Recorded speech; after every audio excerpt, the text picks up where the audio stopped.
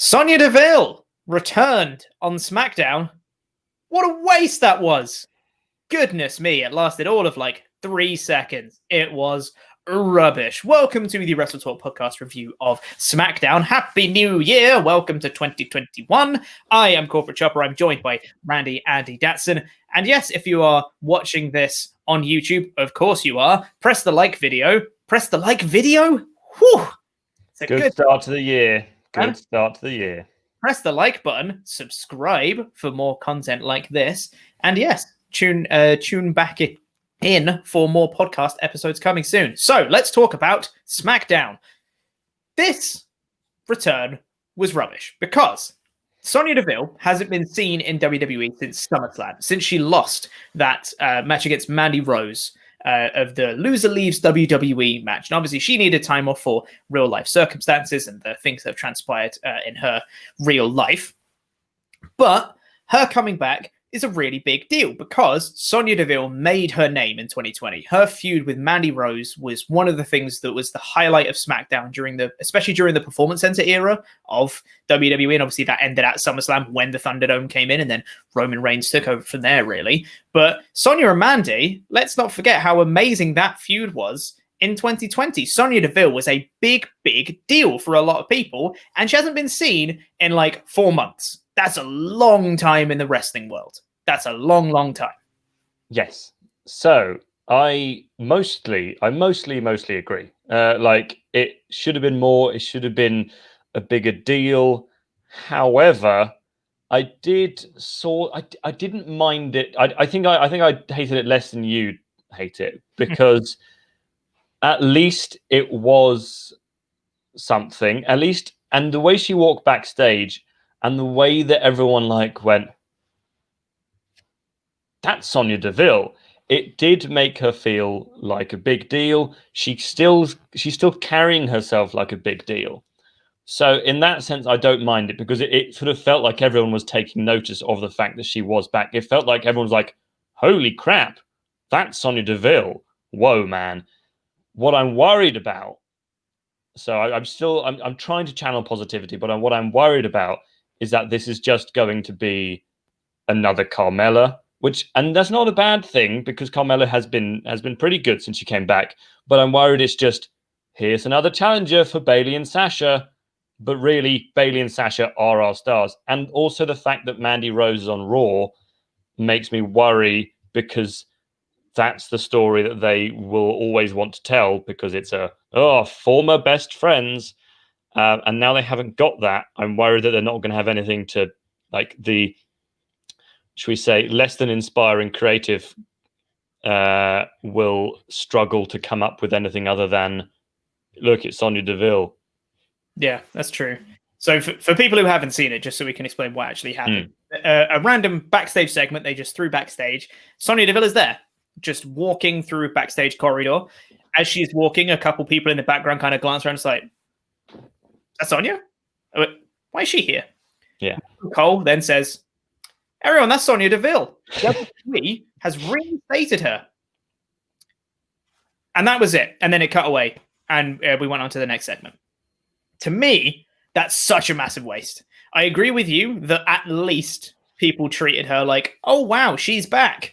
But think of the possibilities of what you could have had with Sonya Deville. Her character from before, being quite like the intense badass kind of thing. She likes to beat people up. Why doesn't she, I don't know, beat someone up? I thought that would have been nice. Or at the very least, have her come back at the Rumble instead of now. That would have been an amazing return. To have her come out of the Rumble as a surprise return. We know the impact surprise returns can have. Like, I don't think Roman Reigns' return and subsequent heel turn would have been as effective if he didn't have that shock return at SummerSlam after the Universal title match. I think that was the thing that really kickstarted this new character into an upper gear, followed by Payback the following week, of course. But just to have her walk backstage and Michael Cole just go, by the way, she's reinstated. What? I mean, that really undermines the loser leaves WWE stipulation from SummerSlam because they haven't given any explanation as to why or how she's back. They just said she's reinstated. And it doesn't give her any direction in the show going future. It feels like they've just brought about, okay, right, you're ready to come back? Sweet, we'll put you on TV. What am I doing? Yeah. We'll figure that out later. Just be on TV. It's fine. It does. It's that kind of consistent. Oh, our fans are a bit dumb, so let's bring her back. No one's going to question it. No one's going to remember that she got that she had to leave WWE, and it's that kind of, oh well, they're not going to care because like we're still making money out of it. So why do we have to make things make sense? I think maybe the thing that they're worried about is, and I can't believe I'm saying this, but is overbooking the main event scene, because the SmackDown Women's main event scene has got Sasha, it's got Carmella, it's got Bayley, and it's got Bianca Belair. So if you were going to shove someone else in, then that might make it a bit too sort of saturated. However, that's just even more reason to just not bring her back yet, because we didn't really need anyone else back yet, because we've got that main four, and then we've got whatever the hell the Riott Squad and Billy Kay are doing. So that's kind of what you need on a 2-hour show. That's kind of what you need. So to bring her back now for no reason is a bit like, okay, well, it's nice that she's back, and it's nice that she sort of is happy to return to wrestling given everything that happened last year. But yeah, I mean, we don't know that they haven't got plans yet, but this felt very much like she's back. Right. We'll get a tweet later this week saying on Friday, or later next week saying on Friday, Sonya Deville makes her return against Liv Morgan or something like that. Yeah, probably. I mean, it might seem unfair, and I know there's probably going to be some people just be like, let it play out, see how this kind of thing. The problem is I've let WWE play it out loads of times, and it's almost never panned out the right way. Like, I'm happy to let it play out, absolutely, 100%. But there are ways of bringing people back, and this really wasn't it. And that we are only annoyed at the actual return itself. That's what we're discussing. We're not discussing what could happen in the future, because we don't know what's going to happen in the future. We're just saying we would have liked this to be a bigger deal. We would have liked them to hype it more. We would have liked it to be like, it was a surprise to see her, but I would have been much more surprised to see her had she just like run into the ring and beat someone up, or return at the Rumble. Yeah, I still think returning at the Rumble would have been the best thing for her, because like you said, you've got this main event 4 people seen on SmackDown right now, which is a really good, strong 4, by the way. Really a big fan of the 4 they've got with Banks, Bayley, Belair, and Carmella. Ruined the bees. I'm sorry. But then Barmella.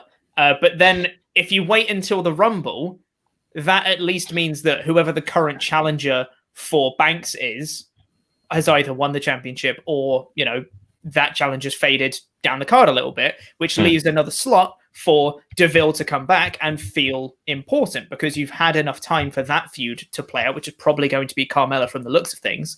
So then Deville can replace Carmella in the main event kind of top 4 people, while Carmella goes on to do other stuff who's already been sort of built up to that main event level. So she doesn't feel like a complete waste on the rest of the card, because she was just challenging for the championship, and she could potentially elevate some other people up with her, like, I don't know, the Riott Squad, because they're doing nothing. So just have that be some sort of program with Carmella afterwards. Have Sonya be more important afterwards. I just have a return at the Rumble. I don't understand bringing anyone back in January. If you're going to bring anyone back, bring them back at the Rumble. When historically, between Christmas and the Rumble, historically, people don't really care or watch. But I mean, really, she should have returned at Hell in a Cell, because she is the Deville. Anyway, the rest of the show, should we talk about that?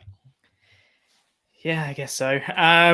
Yes. I'm very excited she's back. Just wish it was more of a big deal. So the rest of the show, we got a recap of TLC and last week's cage match between Kevin Owens and Roman Reigns. And they got huge numbers on the Christmas Day episode of SmackDown. Over 3 million viewers, which is bonkers. And I think smartly, they started this episode off with the people that finished that episode, which was obviously Roman Reigns, Jey Uso, Paul Heyman, and eventually Kevin Owens. Roman came out and essentially just cut a promo about how great they all are. He's the Universal Champion, the head of the table. I make everyone relevant. Paul Heyman, the most honest and genuine person I've ever had the pleasure of doing business with.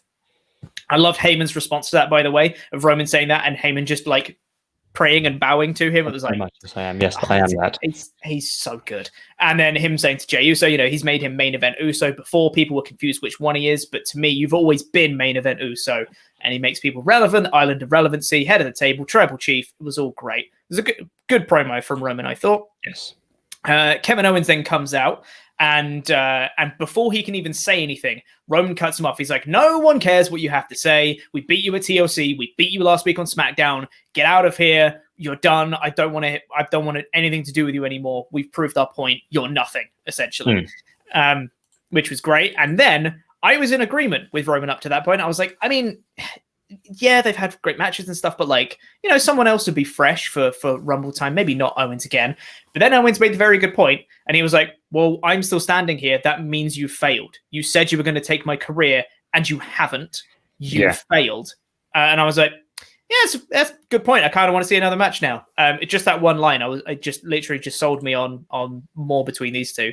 But he says he wants to fight Jey tonight, not Roman. He's not here for Roman anymore. He's here for Jey because he wants to make him pay for everything that they've put him through for ages. And it's been mainly Jey that has done the dirty work. At TLC, he was the one that stopped him winning and all that jazz. And they had their matches before then and all of that.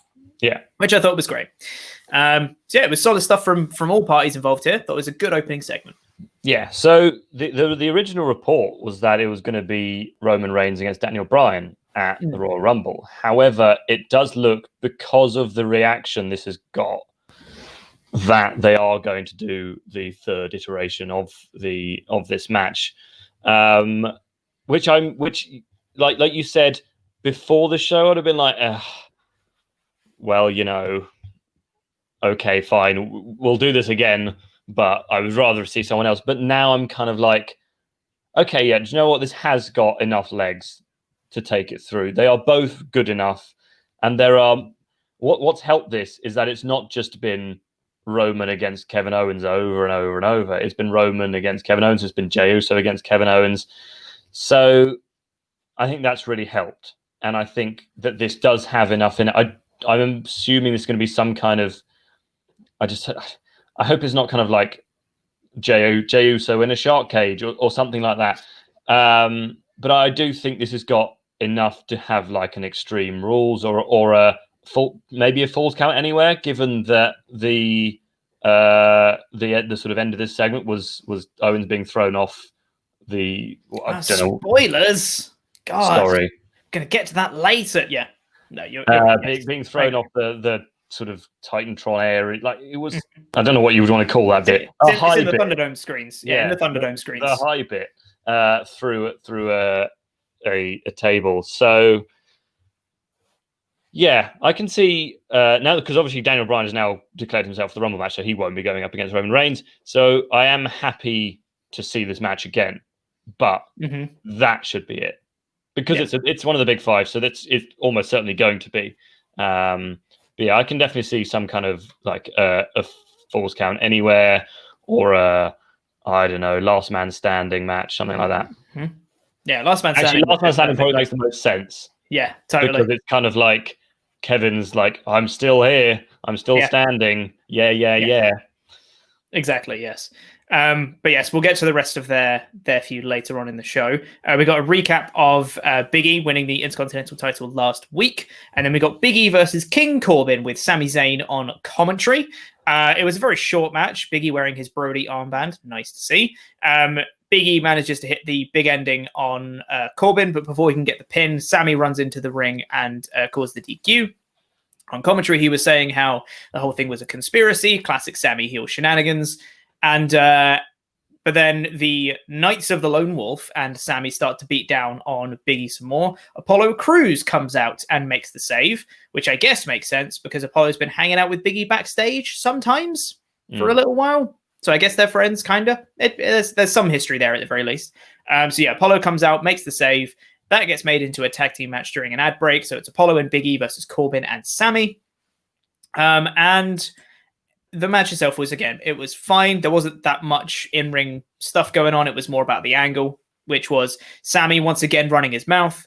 Knights of the Lone Wolf and Corbin just leave him in the ring because he was mouthing off to the Knights of the Lone Wolf. And then Apollo Crews hits his spinning sit-out powerbomb for the win against Sammy. It was all fine. It was more about just Sammy continuing to have no friends and Corbin actually showing some kind of loyalty towards the Knights of the Lone Wolf, which I thought was interesting because normally, treats his cronies like crap. But he was like, no, you don't get to talk to my friends like that. Let's just go. It's fine. Yeah. So obviously everyone started this match going, oh no, is this going to be the feud going for the next 4 years? It's going to be, because I think as soon as Big E won it, everyone's like, oh, it's going to be Baron Corbin, isn't it? But what obviously I'm jumping ahead, but after the match, which, like you said, was fine. It was all kind of based around this whole Big E's the champion, but also Sammy's a loser. And he's a delusional loser who's decided that the reason he is a loser is because everyone's working against him. But yeah, so Corbin and his Knights of the Round Table leave because Sammy's being such a douchebag, and sort of let him lose. And then after the match, Big E thankfully doesn't go, oh no, but I'm still mad at Corbin. He says, I'm going to be having this open challenge thing, and Apollo accepts. Thank God for that, because although I am still worried that it's just going to be a DQ next week and Sammy's going to get involved and Corbin's going to get involved, I wouldn't be against, I guess, a fatal four-way between these four guys at Royal Rumble. That's fine. But because I think if you're going to have Corbin in a feud, then the more people in it to kind of mask the fact that it's Corbin in a feud, the better. And I would love to see Big E do an open challenge every single week, because I just love open challenges. Because even though it's kind of like, well, it's going to be someone from the mid card, I still get excited about, oh, it's gonna be a returning Sonya Deville, or I don't know. Yeah. They're always exciting. So I'm very glad that's the more the direction they're going in than just weeks of Corbin. Yes. And I don't know if that's exactly how open challenges work, where you just say, I'm going to do an open challenge next week. And then Apollo goes, I'm going to answer. And then it gets confirmed later in the show that that's the match is happening. It's like, that's not really an open challenge then, is it? It's not, but who cares? It's like calling shotgun before you can see the car. That makes no sense. Anyway, yes, I pretty much exactly what you said. I'm happy that it's not just going to be Corbin forever. I'm liking the fact they're going towards the open challenge route. I do think open challenges might be a little played out at this point, but they are still very fun. So, give and take. But yes, and we got Biggie versus Apollo next week, which should be pretty fun. I'm actually quite excited for that match because they're both very good. We got Adam Pearce and Kevin Owens backstage. Definitely not the general manager, Adam Pearce. Kevin Owens goes up to him and says he wants Jey Uso, and Adam Pearce says, no, I can't give you Jey Uso. And then Kevin goes, no, but I really want Jey Uso. And Adam Pearce goes, okay. I don't know what this was. He's tough, Adam Pearce. He really takes a lot of convincing. Yeah. I mean, why refuse him in the first place? It's kind of like... I don't know. I feel like the story they were trying to tell, which I don't think worked quite well this time, was that Adam Pearce is scared of consequences from Roman, and he doesn't want to give him the match that Kevin Owens wants because Roman will come after him, which is what happened later on in the show. But I don't think they put that across properly in the promo. Adam, he never said that. He never insinuated that that's the reason wwhy he didn't want to do it. He just said, I don't want to give you Jey Uso. And it was like, well, why? You're a general manager. This would be good for SmackDown. It's good for ratings, But yeah, he eventually gave him the match with Jey Uso, which is going to be the main event. And we'll talk about this segment now. It was later on. It got confirmed with a graphic. Main event tonight, Kevin Owens, Jey Uso. Cuts away to a TV of Roman, Jey, and Paul watching the match graphic come up after Michael Cole has just said, Adam Pearce has made it official. It's Kevin Owens versus Jey Uso coming up. Cuts to Roman and he says, I need to find out who made this match. It's Adam Pearce. Michael Cole just said it. Firstly, who else is it going to be? It's always Adam Pearce. Also, Michael Cole just said it on the TV that you were just watching. Hey, I mean, maybe they had it on mute. Maybe they had it on mute. Roman's a terrible detective. Yeah. Does that also mean that when the promo started and it cut to Roman, that the TV that they were watching also cut to Roman, so that he was watching himself? They had to turn on the box, and it was buffering for a bit, and then it finally came up just as the match graphic appeared. But one quick tangent. Speaking of people who like Roman or have previously liked Roman, Seth Rollins was originally advertised for this show. And did you hear the whole thing? I did not know that. Was advertised for this show, and it turns out that I think the reason that he was because someone told Fox on Twitter, "Oh, we might be bringing him back," and they went, "Oh, great, right, tweet that Seth Rollins is back on New Year's Day," and they went, No, he's not. Like, we were thinking of maybe doing it, but he's not coming back. So then they had to delete that tweet, and Seth Rollins is not coming back. Seth Rollins is coming back any day now, guys, because they said he was, and then they decided not to. At the Rumble. Yes. It's January. Next week, they're going to have him walking through a corridor. Everyone's going to go, That's Seth. That's Seth Rollins. That's Seth Rollins. Do you know he's got a kid now? Crazy. Called Rue, which is a great name. You can't say that with a straight face. Anyway, afterwards we got Riott Squad versus the team of Tamina and Natalya, your favorite team in the world, I would assume, Andy. Oh my God. You know what? Until you mentioned that, I didn't realize how much I hate that team. Yes. Yeah. No. Those are my two least favorite wrestlers in the world. Yeah, it's great. So Billie Kay came out and I was like, okay, who's her tag partner this week? Tamina came out and the commentary were like, oh, I guess Tamina liked her resume. I'm like, she's already tagged with Tamina. You guys know this, right? And then Natalya came out, and then Tamina and Natalya just went down to the ring, and Billie Kay was like, "Oh, am I not doing the?" Like, she's very good at like comedic timing and all that stuff. She's very good at it. The match was nothing. I wasn't really paying attention to the match because Billie Kay was so distracting on the outside. She was just kind of yelling encouragement to Tamina and Natalya the whole time, and blah blah blah blah blah. About halfway through the match, though, it's a very short match. About halfway through, Billie Kay just starts cheering for the Riott Squad. And they nearly got a pinfall, and she was like, "Oh no, you didn't win." And then Liv Morgan manages to roll up Tamina, and then she starts celebrating with the Riott Squad, and they're like, "What are you doing?" And then Billie Kay just starts celebrating, going up the ramp and dancing and stuff. What is this story? Hey, it's just because you don't understand it. It's actually really clever. You need a really high IQ to understand this story. Like I'm very smart, so obviously I understand it. I'm a really nice guy as well. So what this story is that Billie Kay is just siding with her the wins because she's decided that that's the only way to get higher on the card, and it's really, really clever the way they're doing it. You don't worry, chop it. You won't understand. But yeah, that's the story. Billie Kay is really, really wants to do well. Anyway, Sasha Banks and Bianca Belair team next to take on Bayley and Carmella. This match was okay. There was Bianca got worked over for pretty much the whole thing, which I thought was a weird choice. I would have thought they'd have maybe split that up a little bit. But yeah, Bianca got beaten up a lot. She got the hot tag to Sasha. Sasha ran wild for a little bit. Then Sasha locks in the bank statement on Carmella. Her sommelier, Reginald. Carmelier. You're the worst. He comes in and he drags Carmella out the ring to break up the bank statement. Now, I've been through this. I went through this on the Raw podcast with Laurie, so I'm not going to go into full detail here, but that's a DQ. He has interfered in a match. It doesn't matter whether he's attacking someone or not, or he's helping his teammate. He's interfered in a match. That's a DQ. He did it so quickly that the ref didn't notice.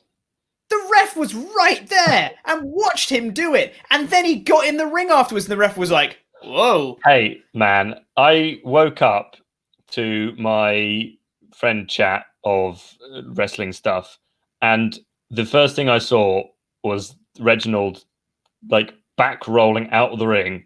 And I was like, that's the best thing I've ever seen anyone ever do. It was amazing. It was so cool. And I was like, oh, I'm already high on this show. It was so cool. Let's explain first, because you have a tendency to do this, Mr. Datson. Sorry. Just saying stuff before we've even explained that it happened. I get excited about things. I'm sorry. I'm positive. So, Reginald gets in the ring after he's pulled Carmella out. Gets in the ring, and Sasha's like, "What are you doing?" He then does a back roll, and his feet go out the middle rope, so he's standing on the apron in one smooth movement. And then Sasha's like, "What the hell?" Goes to hit him, and he backflips off the apron and lands on his feet. I was like, "Is he a sommelier?" Because now I don't believe he is. I believe he's just a wrestler that you guys have told me. You don't know. You didn't 2 weeks ago. You didn't know what a sommelier was. That's true. So I still don't, because I don't believe this guy is that. One part of a sommelier's job is when he pours your wine, he just does a backflip. Yeah, that's true. Yeah. It's this French thing. You wouldn't understand. I don't have high enough IQ. Clearly, this wrestling lark is too clever for you. Yeah. But then Carmella is going to attack the Banks from behind, but she manages to get the better of her, get a knee to the face. But then Reginald gets back up on the apron. She slaps him off. Carmella then does a really cool sit-out facebuster, but she twists over the top first, which I thought was quite cool. Does a sit-out facebuster and pins Sasha. Never a huge fan of the champion getting pinned. I think there's rare circumstances where it can work. Don't think this was one of them, because if you want to have Carmella be Sasha's challenger again, there's different ways to do that. I said in my edited review earlier that if you want to make Carmella the number one contender, have a number one contenders match. Maybe make it a triple threat with Bayley, Bianca, and Carmella, because that's a really stacked triple threat as it is. Have it look like Bianca's going to win, because I understand you don't want to have Bianca take pinfall losses either, because you're still trying to protect her. Have it be a triple threat. Have Bianca look like she's going to win against Bayley, then Carmella chucks her out the ring and steals the pin. It's a tried and tested heel tactic that works. And it puts Carmella over as the number one contender. It makes her look smart. It doesn't damage Bianca that much. Sure, it's another loss for Bayley, but compared to the other two people in this match, she doesn't need to be protected as much if you are going to have Carmella as the number one contender. If she's lower on the priority list of protection than the other two. So that was the way I would have done it, because I think that makes way more sense than having your champ getting pinned ahead of Royal Rumble. But that's just me. I agree with you. Great, thanks. It was fine. I thought it was weird that we have this really cool 4-person main event scene on SmackDown right now for the Women's Championship, and the person that got to shine in the match was Reginald. I was like, make one of your women look good, at least. Jesus. Yeah, that was silly. But I mean, given what we've had to endure for a long time with the women's division on both Raw and SmackDown, I'm still very positive about where all of this is going. It really feels like they've turned the corner on these women are athletes and are good wrestlers, not just, hey, she's pretty. Yeah, 100%. Yeah, totally. Yes, this is, on the grand sliding scale of WWE and how they treat women, this is very much towards the top end of that scale. Yes. But yeah, it could be better. So as we mentioned earlier on, this was the next backstage segment where Roman asked Paul Heyman to find out who made the match, which we find out later. Then it was Sonya Deville's random backstage return. I wrote in my notes, wait, please don't tell me that was her return. What an effing waste if it was. It was.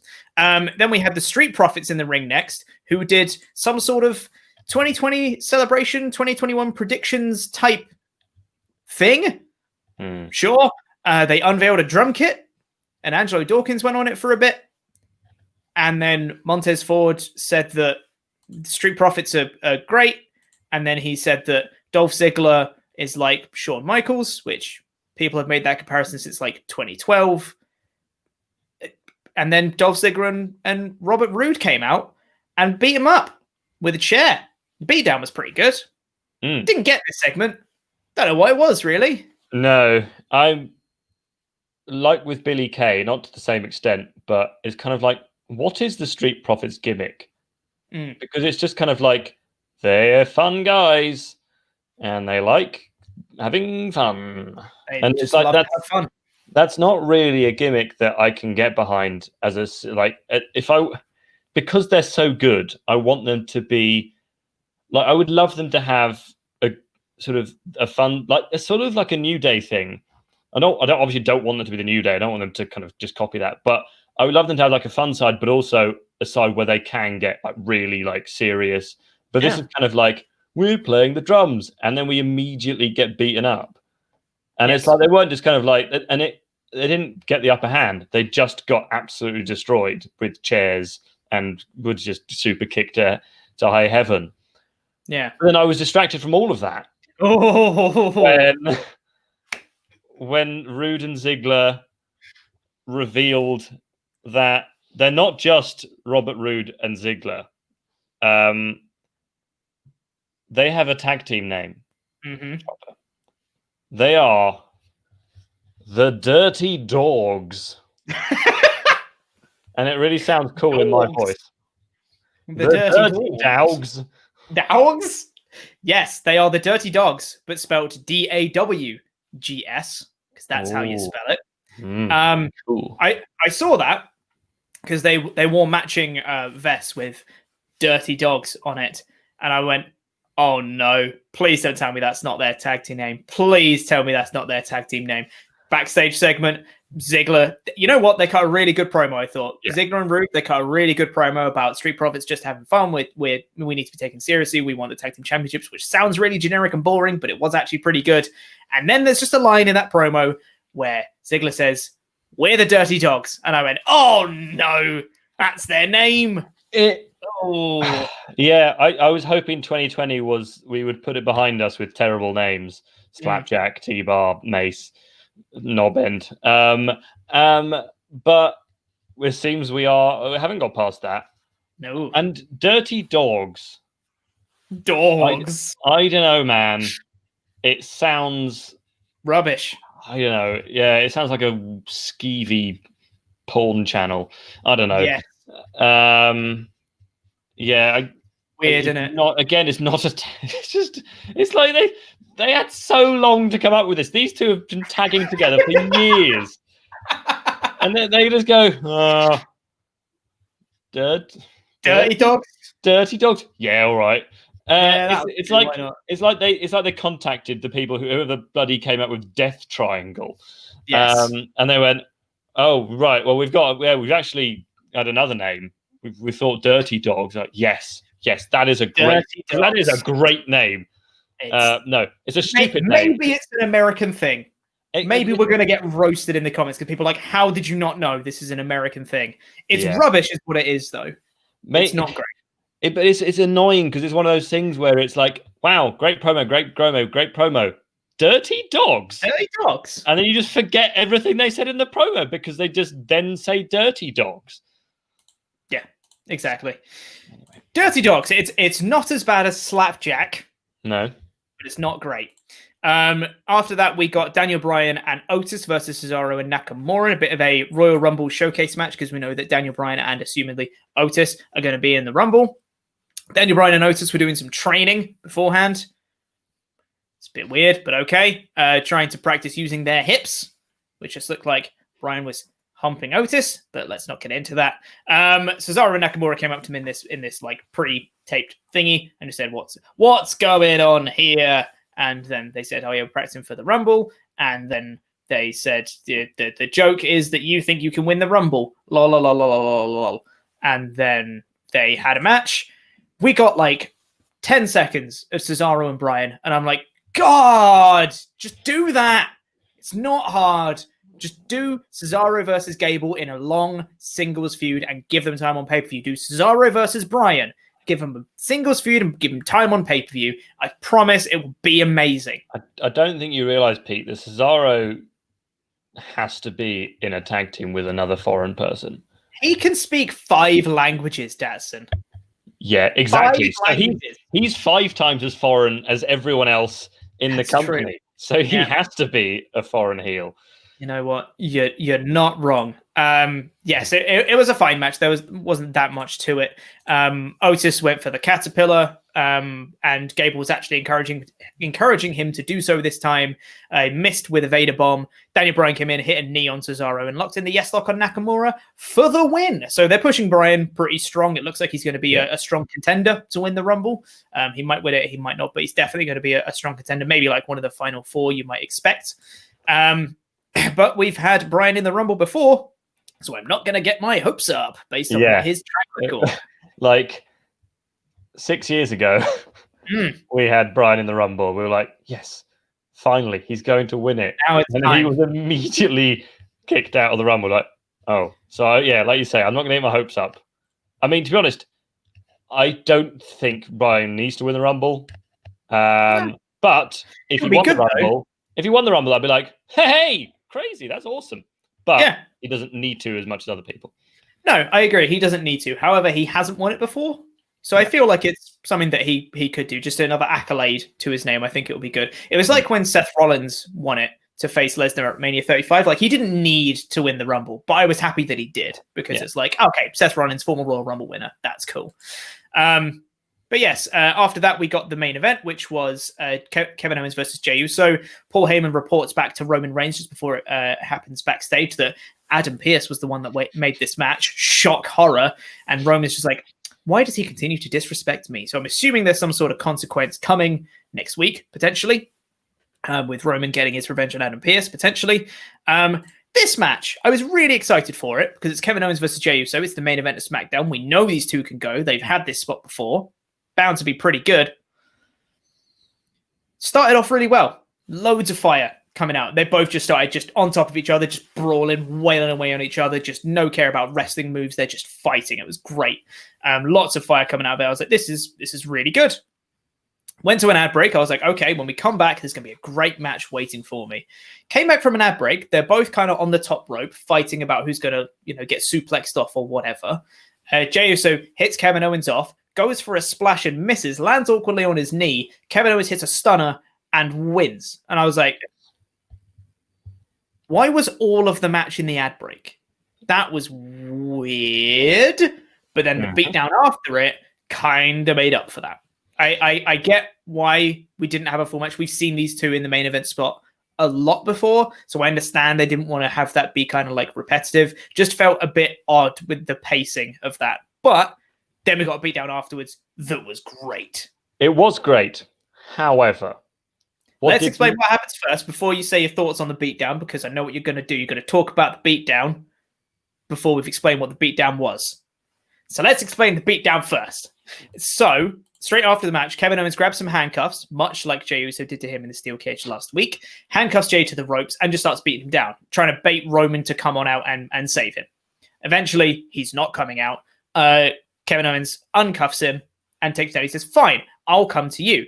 On the way, he gets onto the stage. He sees a table, puts Jey on the table, climbs up a couple of the Thunderdome screens and says, it's all on you, Roman. Just come out, man. As he's running to go and do a senton off this thing through the table, Roman comes out of nowhere, starts beating down Kevin up on the Thunderdome screens, and he and Jey Uso beat him up really, really bad. They just absolutely just wailing on him with the fists and chairs and just beat him down and beat him down and beat him down continually. And then they climb up to like third, fourth, fifth row of the Thunderdome screens, really, really high up. And then they just chuck Kevin off the side through the table that he was going to go through originally. It was a really good beatdown. Really, really liked it. Go ahead with what you were going to say. Absolutely. Was 98% fantastic. However, just logically speaking. Oh, no. Why did he uncuff Jey Uso at all? Because he said, I'm going to come to you. No, I know. I get that. And I know that he was going to set up the bigger spot. But if he just wanted to find Roman, then surely just leaving Jey Uso cuffed would have been much better, because obviously if he like goes, oh, sorry, mate, I'll uncuff you, then he's just means that there are two people that could possibly attack him rather than one. Yeah, but he was in control of Jey and wanted to beat him up more, and he just wanted to do it elsewhere. He clearly wasn't in enough control of Jey. It doesn't like I know it's that kind of hothead thing, and I get it absolutely. That was just my kind of me thinking outside of kayfabe. But no, generally absolutely brilliant. Really cool visual to end the show. sort of in go through the table, those two up high. And yeah, I think it's gonna, like we mentioned earlier, last man standing match makes a lot of sense for the Rumble. Yeah. I wouldn't be surprised at all if the story they tell over the next few weeks is they announce the match for the Rumble, or maybe they don't announce it, but the next few weeks Owens gets beaten down, put through something, and then he gets up to end the show, and then he gets up, and the next week he gets up again to end the show, and he's like keeps getting up, and they're like, what are we gonna have to do? And then the Rumble is just gonna have an absolutely insane spot. Like, I don't know, he's gonna get thrown off the top of the Tropicana Dome, where it's called Tropicana Field. Like, there's gonna be Kevin Owens doesn't mind falling off things. There's going to be something crazy, and I'm terrified, but also excited to see what it is that's going to put him down for 10. I mean, they've already kind of done the story of Kevin Owens just getting back up. They had it on, I think it was at the Go Home for TLC. It was when he just got buried under all the rubble in the ring, and then the last shot was him getting on a chair and cutting a promo. So that's already established about KO. So I think a last man standing match really fits his character that we've already seen. So all they really need to do is just have a feud. They don't need to necessarily be as overt with the KO keeps getting back up, because we already know that. If, like I said in my edited review, I'd like for him to take a week off to like sell the beatdown essentially. But then when he comes back the week after, or maybe they announce that KO's not here because he's resting from the beatdown last week, and the very end of the show he comes out like, I don't know, neck brace on, why not? Comes out with that, and he just like comes down to the ring and starts going ham on Roman and Jey, and they're like, how is he here? That doesn't make any sense. And he actually stands tall for once, like gets a stunner on Jey or something, and he like just stands tall and being like, I'm not going anywhere, kind of thing. That would be a cool next week segment, I think. But the only strange thing with it, like about this sort of whole this whole main event segment, is that prior to the show, WWE was like advertising that Roman was going to make a special request, and that they really pushed that, and it didn't happen. So I don't know whether the script was ripped up just beforehand to do that. But before the show, they were sort of pushing. So they stopped advertising the Seth stuff, but they did start advertising that Roman's gonna do this big request. So I wonder whether they've just kind of put it down the back seat for another week. Yeah, maybe. Or maybe they just scrapped the idea entirely. Yes. Who knows? But yeah, so overall, I rated this a good show, because I thought there was a lot of frustrating stuff on this show, like Sasha getting pinned and the wasted Sonya return, dirty dogs. But I think overall, though, the main focus of the show was, once again, Roman and whatever story Roman's in, Roman and Kevin Owens this time. And it was still really good, despite the fact we didn't get that proper main event match that I wanted. The beatdown afterwards, I think, made up for it. So I'll give it a good 3 out of 4. I thought this was a solid show. I came away from the show feeling like I'd been entertained, and that's kind of what I look for. So 2.5 to 3 out of 4. Agreed, yes. Well, that is all the time we got for this episode of the WrestleTalk podcast. Thank you very much for watching. Please press the videos that just appeared on the screen to catch up with more awesome WrestleTalk content, and the button in the middle that make you become a pledge hammer on Patreon. I have been Corporate Chopper. I've been joined by Randy, Andy, Datson, and that